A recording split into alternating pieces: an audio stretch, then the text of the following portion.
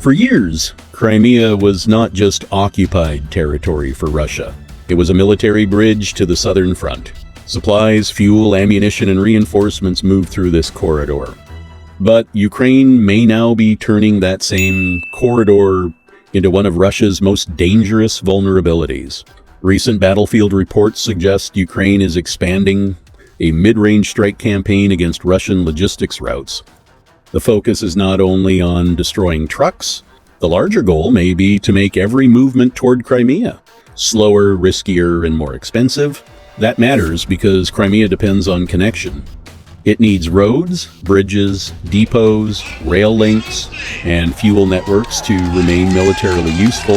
If those links become unreliable, Russia's entire southern defense system starts carrying a heavier burden.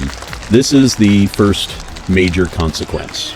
Ukraine does not need to cut every road completely. It only needs to make Russian commanders uncertain about which convoy can move, which route is safe, and which depot may be hit next. The original video highlights repeated attacks against highways and supply arteries running through occupied southern Ukraine.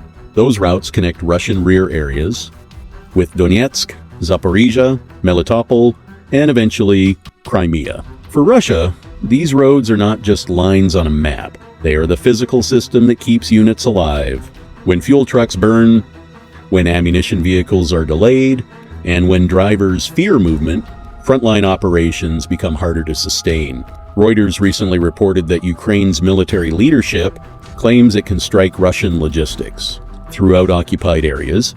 President Volodymyr Zelensky also said no road in occupied southern and eastern Ukraine should be considered safe for Russian forces. This does not mean Russia suddenly loses Crimea, but it does mean the cost of holding Crimea can rise. Every additional air defense system, every alternative route, and every protected convoy requires manpower and equipment somewhere else. That creates the second consequence. Russia may be forced to spread protection across a wider logistical network. If air defenses guard Crimea, other sectors may become exposed.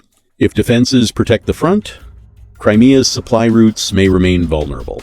This is exactly the kind of dilemma Ukraine has increasingly tried to create.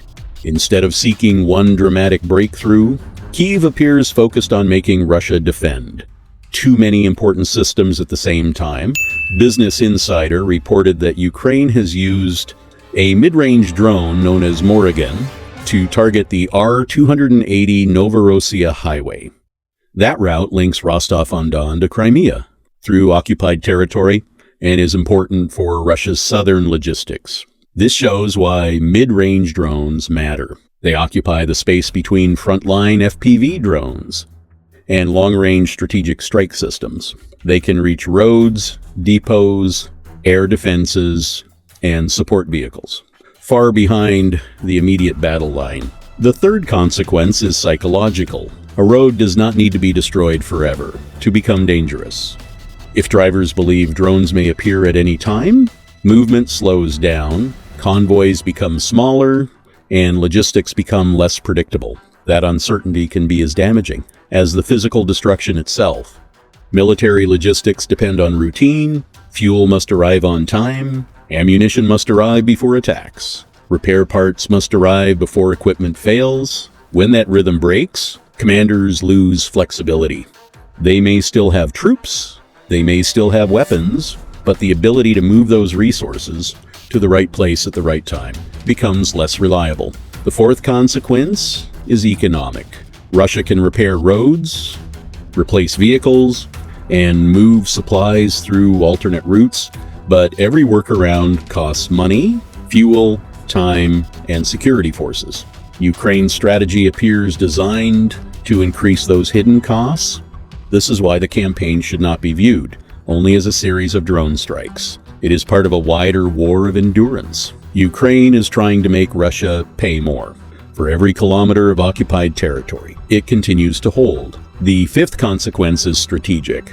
Crimea has long been central to Russia's military position in the Black Sea region.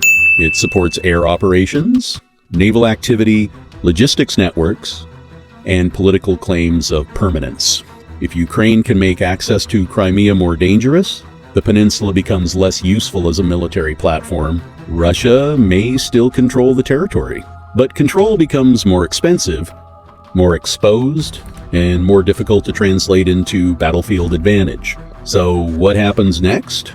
Russia may try to reroute convoys, increase electronic warfare, deploy more short-range air defense, and restrict civilian traffic on vulnerable highways. Ukraine, meanwhile, may continue expanding the range and accuracy of mid-range drones. If those systems become more common, Russian rear areas that once felt safe could become regular hunting grounds. The larger story is not simply that roads are being hit. The larger story is that Ukraine may be attacking the connective tissue of Russia's southern war effort. Not the front line alone, but the system that feeds the front line. That is why these strikes matter. A military can survive losing individual trucks. But if the road network itself becomes a zone of fear, Russia's ability to sustain pressure from Crimea to the Eastern Front becomes more complicated. What do you think? Can Ukraine's mid-range strike campaign seriously weaken Russia's hold on Crimea? Or will Moscow adapt again and keep the corridor functioning? Leave your thoughts below, like the video, subscribe to TuVu News, and turn on notifications for our next report.